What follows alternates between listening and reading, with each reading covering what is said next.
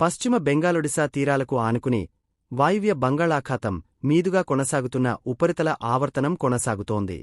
రేపటికి అనగా మంగళవారం నాటికి వాయువ్య బంగాళాఖాతంలో అల్పపీడనం ఏర్పడే అవకాశముంది.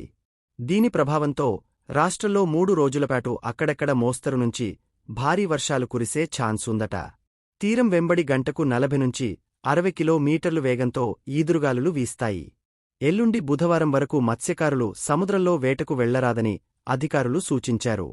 ఇప్పటికే ప్రభావిత జిల్లాల అధికార యంత్రాంగాన్ని అప్రమత్తం చేశారు.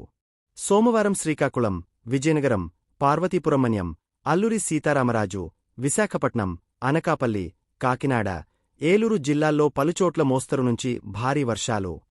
కోనసీమ, తూర్పుగోదావరి, పశ్చిమగోదావరి, కృష్ణా, ఎన్టీఆర్, గుంటూరు జిల్లాల్లో కొన్నిచోట్ల తేలికపాటి నుంచి మోస్తరు వర్షాలు, మిగతా జిల్లాల్లో అక్కడక్కడ తేలికపాటి వర్షాలు కురిసే అవకాశముందని వాతావరణ శాఖ తెలిపింది. మరోవైపు రాగల 2-3 గంటలలో ఖమ్మం, భద్రాద్రి కొత్తగూడెం, జయశంకర్ భూపాలపల్లి, కొమరం భీం, మహబూబాబాద్, మంచిర్యాల, ములుగు, పెద్దపల్లి, వరంగల్ జిల్లాలలో అక్కడక్కడ తేలికపాటి ఉరుములతో మోస్తారు నుండి భారీ వర్షాలు కురవనుండగా హైదరాబాద్, ఆదిలాబాద్, హనుమకొండ, జగిత్యాల, జనగాం, కరీంనగర్, మేడ్చల్ మల్కాజ్గిరి, నల్లగొండ, నిర్మల్, రాజన్న సిరిసిల్ల, రంగారెడ్డి, సిద్దిపేట, సూర్యాపేట, యాదాద్రి భువనగిరి జిల్లాలలో 1-2 చోట్ల తేలికపాటి వర్షం కురిసే ఛాన్సుందని వాతావరణ శాఖ స్పష్టం చేసింది.